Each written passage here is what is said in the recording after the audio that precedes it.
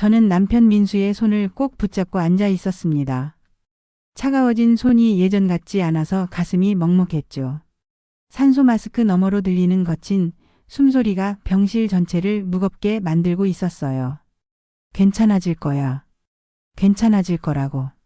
속삭이듯 말했지만 제 목소리도 떨리고 있었습니다. 민수는 3주 전까지만 해도 멀쩡했어요.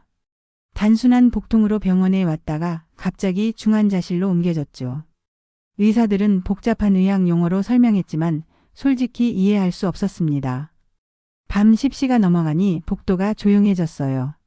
간호사들의 발걸음 소리와 의료기기 작동 소리만 들렸죠. 저는 잠깐 화장실에 다녀오려고 일어났습니다. 그때였어요. 복도 모퉁이에서 들리는 목소리가 제 발걸음을 멈춰 세웠죠. 이 환자는 오래 못 버틸 겁니다. 젊은 남자 목소리였어요. 의사인 것 같았죠. 그러게요. 보험 처리만 잘 되면 돼요. 여자 목소리가 대답했습니다. 아마 간호사인 듯 했어요. 제 심장이 쿵쾅거리기 시작했습니다. 보험 처리라니. 환자가 죽어가는 상황에서 보험 이야기를 먼저 하다니요.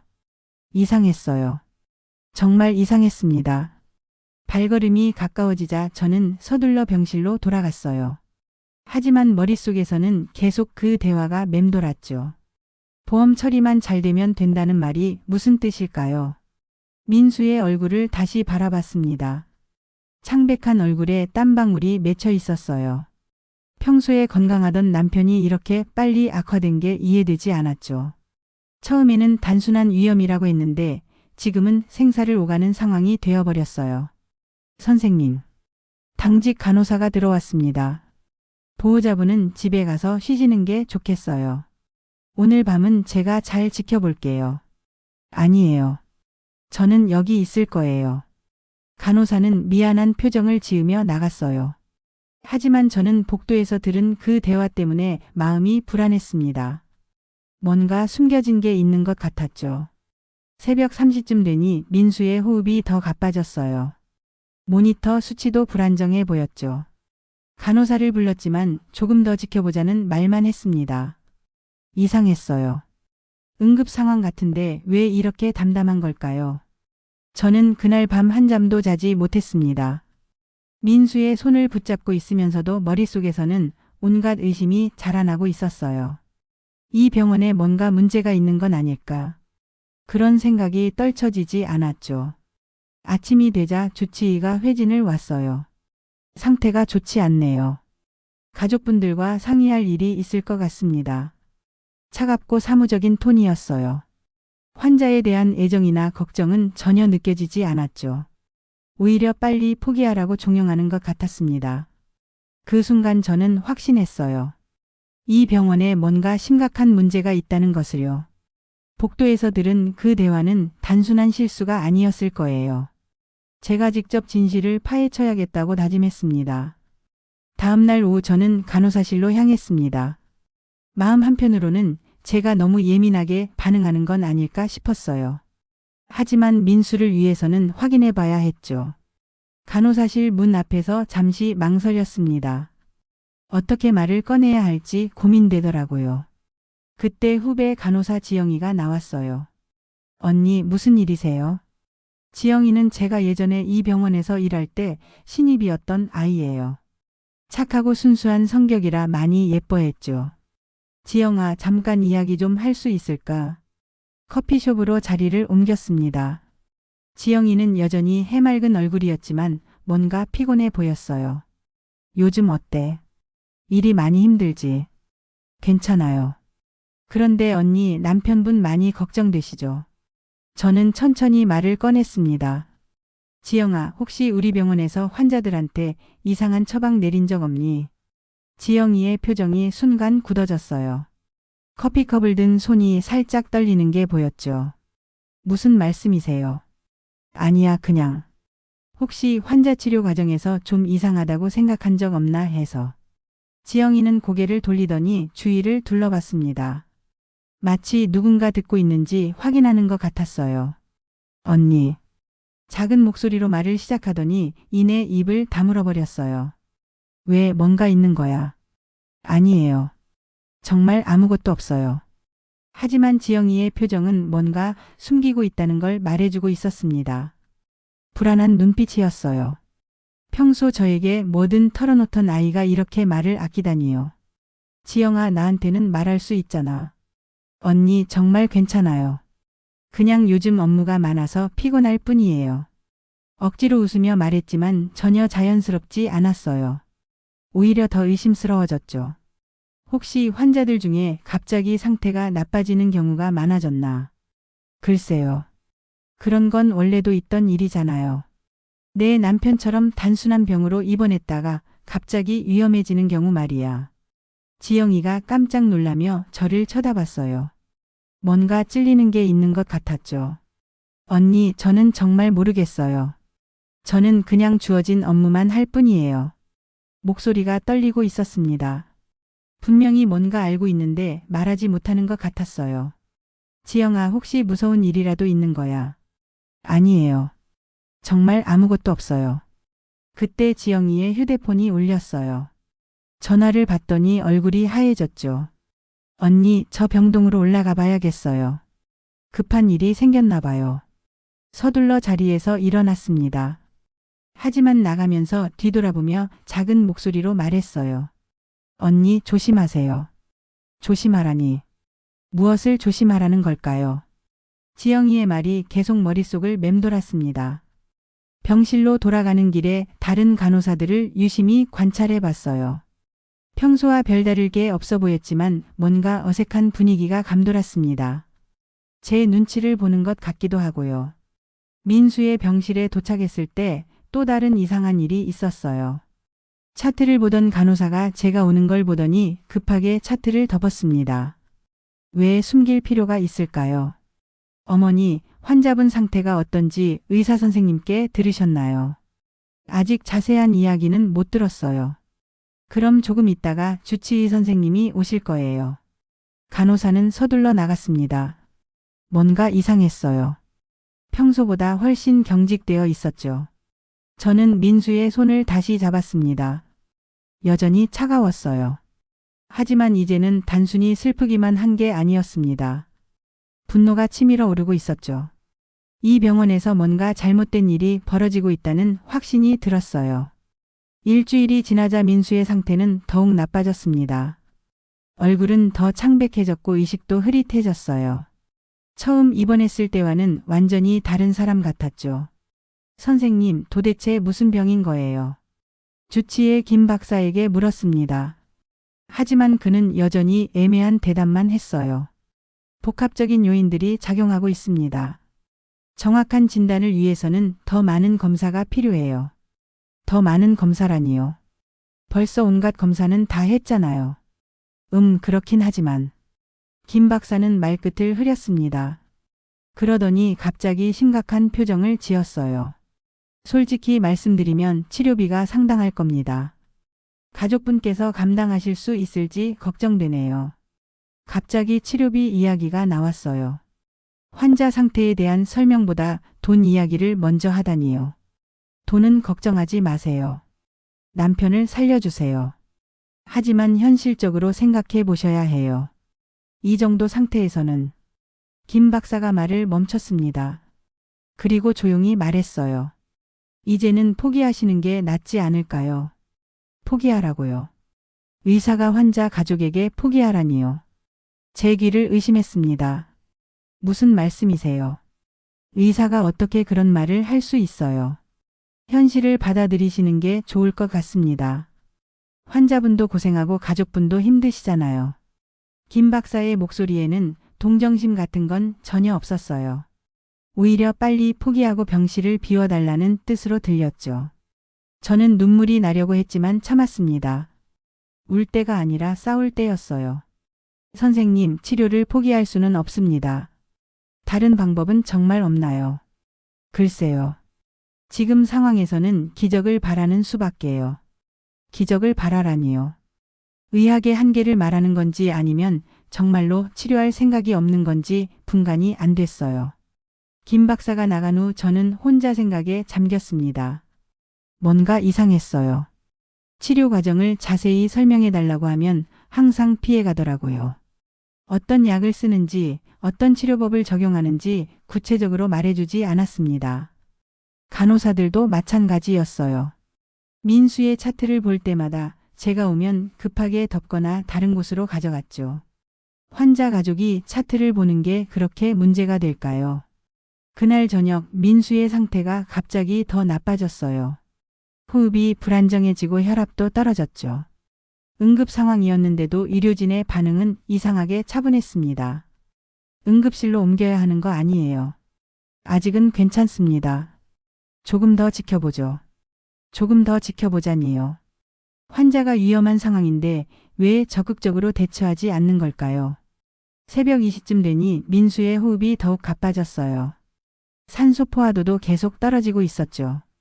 저는 간호사를 계속 불렀지만 걱정하지 마세요라는 말만 들었습니다. 그때 복도에서 또 이상한 대화를 들었어요.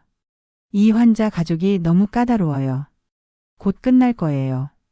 조금만 더 기다리면 끝날 거라니요. 무엇이 끝날 거라는 건가요? 민수의 생명이 끝날 거라는 뜻일까요? 저는 그 순간 확신했습니다. 이 병원에서는 환자를 치료하는 게 아니라 다른 목적이 있다는 것을요. 그리고 그 목적을 위해 민수를 희생시키려 한다는 것을요. 하지만 아직 확실한 증거는 없었습니다. 단지 의심만 있을 뿐이죠. 하지만 저는 포기할 수 없었어요. 민수를 살려야 했고 이 병원의 진실을 밝혀야 했습니다. 다음 날 아침 일찍 병실 청소를 하러 온 청소부 아주머니가 민수 침대 밑에서 종이 한 장을 주었습니다. 어머니, 이거 떨어져 있던데 버릴까요? 받아서 보니 일반 종이가 아니었어요. 복사한 문서 같았죠. 글씨가 작아서 자세히 봐야 했습니다. 제목을 보는 순간 심장이 멈출 뻔했어요. 한국생명보험-대학병원 특약 계약서. 이게 뭘까요? 왜 보험회사와 병원 간의 계약서가 민수 침대 밑에 있었을까요? 누가 떨어뜨린 걸까요? 문서를 자세히 읽어보니 더욱 충격적이었습니다. 사망 시 보상금 지급 조항. 환자 가족 동의 없이도 치료 중단 가능. 월 최소 사망자 수 충족 시 추가 인센티브 지급. 손이 떨려서 종이를 제대로 잡을 수 없었어요. 이게 진짜라면 이 병원은 환자를 치료하는 곳이 아니라 죽이는 곳이었던 거예요. 월 최소 사망자 수라니요. 환자의 죽음을 할당량으로 정해 놓다니요. 이런 끔찍한 일이 가능한 걸까요? 저는 급하게 휴대폰으로 문서를 사진 찍었습니다. 증거를 남겨둬야 했어요. 그리고 원본은 가방 깊숙이 숨겨놓았죠. 그때 간호사가 들어왔어요. 어머니, 무슨 일이세요? 얼굴이 하얗게 질렸네요. 아무것도 아니에요. 최대한 태연한 척했지만 목소리가 떨렸습니다. 간호사는 의심스러운 눈으로 저를 바라봤어요. 혹시 뭔가 잃어버린 거 없나요? 무슨 말씀이세요? 아니에요. 그냥요. 간호사가 병실을 한 바퀴 둘러보더니 나갔습니다. 분명히 이 문서를 찾고 있는 것 같았어요. 저는 문서를 다시 꺼내 자세히 읽어봤습니다. 계약 당사자는 한국생명보험과 이 병원의 재단이었어요. 그리고 서명란에는 이사장의 사인이 있었죠. 가장 충격적인 부분은 세부 조항이었습니다. 환자별 예상 보험금 지급액에 따른 치료 방침 결정. 고액보험 가입자 우선 타겟 선정. 치료 실패 시 병원 면책 조항. 민수도 높은 보험에 가입되어 있었어요. 몇 년 전에 제가 권해서 가족보험을 들었거든요. 그때는 좋은 일이라고 생각했는데 이게 화근이 될 줄이야요. 문서 마지막 페이지에는 더 구체적인 내용이 있었습니다. 환자 사망 후 보험금의 30%를 병원 운영비로 지급. 의료진에게 월별 성과급 지급. 사망률 목표 달성 시 추가 보너스. 의료진들이 환자를 살리는 게 아니라 죽이는 것으로 돈을 받고 있었던 거예요. 그래서 김 박사가 치료를 포기하라고 했던 거고 간호사들이 소극적으로 대응했던 거였죠. 저는 분노로 온몸이 떨렸습니다. 이런 악마 같은 일이 버젓이 벌어지고 있다니요. 얼마나 많은 환자들이 이렇게 희생당했을까요? 하지만 동시에 두려웠어요. 이런 비밀을 알게 된 제가 안전할까요? 혹시 저도 위험에 처하는 건 아닐까요? 문서를 다시 숨기고 민수를 바라봤습니다. 여전히 의식이 흐릿한 상태였어요. 하지만 이제는 알았어요. 민수가 왜 이렇게 된 건지, 그리고 이 병원이 어떤 곳인지요. 저는 결심했습니다. 반드시 이 진실을 밝혀내고 민수를 구해내겠다고요. 그리고 이 병원의 악행을 세상에 알리겠다고 다짐했어요. 하지만 혼자서는 불가능했습니다. 도움이 필요했어요. 누구를 믿을 수 있을까요? 누가 저와 함께 이 거대한 악에 맞설 수 있을까요? 다음 날 오후 저는 병원 로비에서 이사장과 마주쳤습니다. 평소 같았으면 그냥 지나쳤을 텐데 그가 저에게 다가왔어요. 환자 보호자분이시죠. 이사장 박승준. 50대 후반의 나이에 잘 차려입은 모습이었어요. 하지만 그의 눈빛은 차가웠습니다. 네, 맞습니다. 제가 들어보니 환자분 상태가 좋지 않다고 하더군요. 많이 걱정되시죠? 친근한 척하는 말투였지만 뭔가 의도가 있어 보였어요. 좀 더 이야기할 시간이 있을까요? 이사장실로 따라갔습니다. 넓고 화로운 공간이었어요. 벽에는 각종 표창장과 감사패가 걸려 있었죠. 부인, 솔직히 말씀드리겠습니다. 이사장이 의자에 앉으며 말했어요. 남편분 상태가 매우 심각해요. 더 이상 의미 있는 치료는 어려울 것 같습니다. 또 포기하라는 말이었어요. 왜 이 병원 사람들은 모두 포기하라고 할까요? 하지만 저희 병원에서는 환자분의 고통을 줄여드릴 수 있습니다. 편하게 보내드릴 수 있어요. 편하게 보내드린다니요. 완곡하게 말했지만 죽이겠다는 뜻이었죠. 그리고 가족분들께도 충분한 보상이 갈 겁니다. 보험금도 나올 것이고요. 보상이라는 말에 제 등에 소름이 돋았어요. 어제 본 문서가 생각났습니다. 무슨 말씀이신지 잘 모르겠네요. 아, 부인께서는 아직 잘 모르시는군요. 남편분이 가입하신 보험 금액이 상당해요. 5억 정도 되죠. 5억이라고요. 민수가 그렇게 높은 보험에 들어 있었던가요? 하지만 중요한 건 그게 아니었어요. 그래서 무슨 말씀을 하시려는 건가요? 간단합니다. 남편분 고생만 하시잖아요. 그냥 편히 보내드리는 게 어떨까요? 이사장의 목소리가 점점 차갑게 변했어요. 대신 가족에게는 보험금이 모두 지급될 겁니다. 그리고 저희 병원에서도 별도로 위로금을 드릴 수 있어요. 위로금까지 주겠다고요. 남편을 죽이고 돈으로 입막음하겠다는 뜻이었어요. 죄송하지만 그럴 수는 없습니다.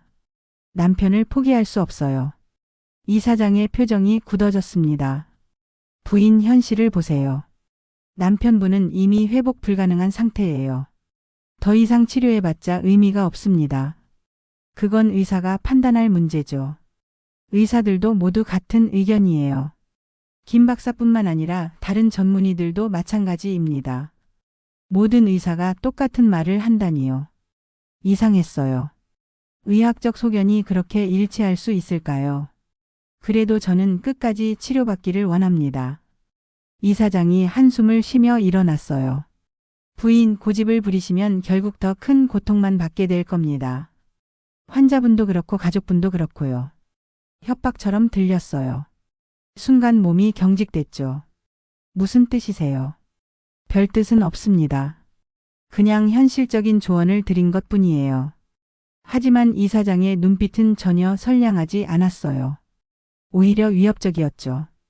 부인, 혹시 병원 운영에 대해 이상한 소문을 들으신 적 있나요? 갑자기 왜 이런 질문을 하는 걸까요? 혹시 제가 뭔가 알고 있다고 의심하는 건가요? 무슨 소문 말씀이세요? 아무것도 아닙니다. 간혹 환자 가족분들이 오해하시는 경우가 있어서요. 오해라고요. 제가 본 문서는 분명 진짜였는데 그걸 오해라고 하다니요.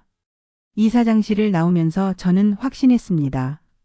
이 사람들은 정말로 환자들을 이용해서 돈을 벌고 있다는 것을요.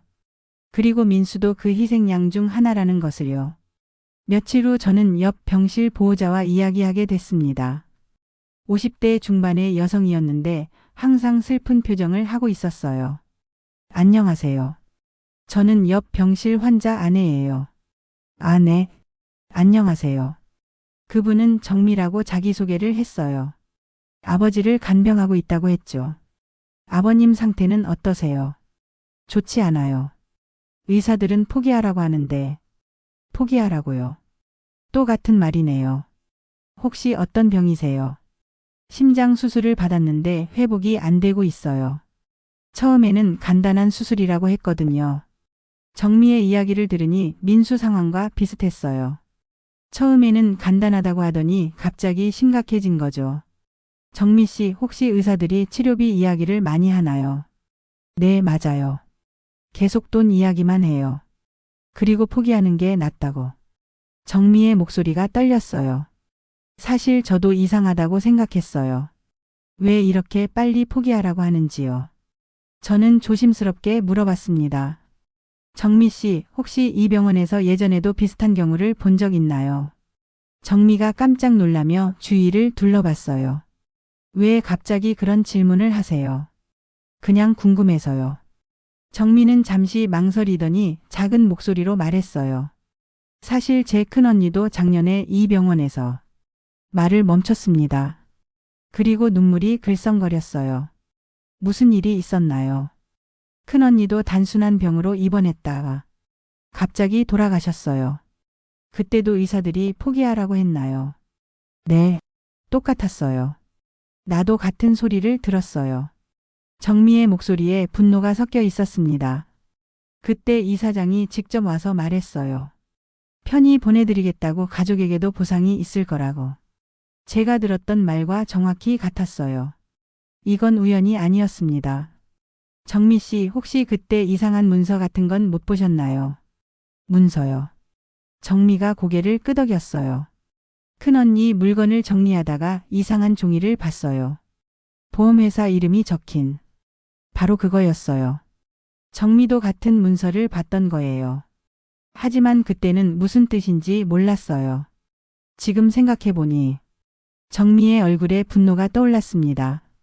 이 병원이 우리 언니를 죽인 거예요. 저는 가방에서 문서를 꺼냈어요. 정미 씨, 이거 한번 보세요. 정미가 문서를 보더니 얼굴이 하얘졌어요. 이게 뭐예요? 이 병원과 보험회사 간의 계약서예요. 환자가 죽으면 돈을 받는 거죠. 정미는 문서를 읽으면서 눈물을 흘렸습니다. 그럼 우리 언니는 정말로. 네. 우리 남편들도 마찬가지고요. 이제 저는 혼자가 아니었어요. 정미라는 동맹이 생겼죠. 같은 고통을 겪은 사람이었기에 서로의 마음을 이해할 수 있었습니다. 우리가 뭘 할 수 있을까요? 정미가 물었어요. 증거를 더 모아야 해요. 그리고 이 진실을 세상에 알려야죠. 하지만 위험하지 않을까요? 위험해도 해야 해요. 더 많은 사람들이 희생당하기 전에요. 정미가 고개를 끄덕였습니다. 우리는 서로 연락처를 교환하고 함께 싸우기로 약속했어요. 그날 밤 저는 처음으로 희망을 느꼈습니다. 혼자였다면 포기했을지도 모르지만 이제는 달랐어요. 함께 진실을 밝혀낼 동지가 있었거든요. 일주일 후 저는 기회를 잡았습니다. 토요일 오후에 재단 회의실에 몰래 들어갈 수 있었어요. 경비원이 잠깐 자리를 비운 사이였죠. 회의실 문은 잠겨 있지 않았어요. 들어가자마자 큰 테이블과 의자들이 보였습니다. 그리고 벽 한쪽에는 서류함이 있었어요. 심장이 뛰었지만 기회를 놓칠 수 없었습니다. 서류함을 열어보니 각종 계약서와 문서들이 가득했어요. 환자관리 지침서, 보험 연계 치료 프로토콜, 월별 실적 보고서. 하나씩 확인해보니 상상했던 것보다 더 체계적이었어요. 이들은 오랫동안 이 일을 해왔던 거예요. 실적 보고서에는 충격적인 내용이 있었습니다. 지난달 목표 달성률 105%, 고액보험 환자 15명 처리 완료. 다음 달 목표 20명. 처리 완료라니요. 환자들을 상품처럼 다루고 있었어요. 그때 문소리가 들렸습니다. 누군가 오고 있었어요. 저는 급하게 중요한 문서들을 가방에 넣었습니다. 거기 누구야? 이사장의 목소리였어요. 들킨 거죠. 문이 열리면서 이사장과 김 박사가 들어왔습니다. 둘 다 분노한 표정이었어요. 부인, 여기서 뭐 하시는 거죠? 저는 화장실을 찾다가 화장실이 여기 있다고 생각하세요. 이사장이 다가오면서 말했어요. 가방 좀 보여주세요. 왜 가방을 봐야 하죠? 여기서 뭔가 가져간 것 같은데요. 김 박사가 문을 막아섰어요. 도망칠 수가 없었습니다. 저 여자는 정신 이상자예요. 이사장이 갑자기 소리쳤어요. 남편이 죽어가니까 정신이 이상해진 거죠. 헛것을 보고 이상한 망상에 빠져 있어요. 정신 이상자라고요. 제가 본 게 헛것이라고요. 망상이 아니에요. 제가 분명히 봤어요. 뭘 봤다는 거죠? 보험회사와의 계약서요. 환자를 죽이고 돈을 받는 계약서 말이에요. 이사장과 김 박사가 서로 눈빛을 교환했어요. 부인, 정말 정신과 상담을 받아보시는 게 좋겠어요. 스트레스로 인한 환각 증상 같습니다. 환각 증상이라고요. 제가 미쳤다고 하는 거예요. 증거가 있어요. 여기 있다고요. 가방에서 문서를 꺼내려는 순간 김 박사가 제 팔을 붙잡았어요. 부인, 진정하세요. 간호사들을 부를게요. 놓으세요. 저는 정신 이상자가 아니에요.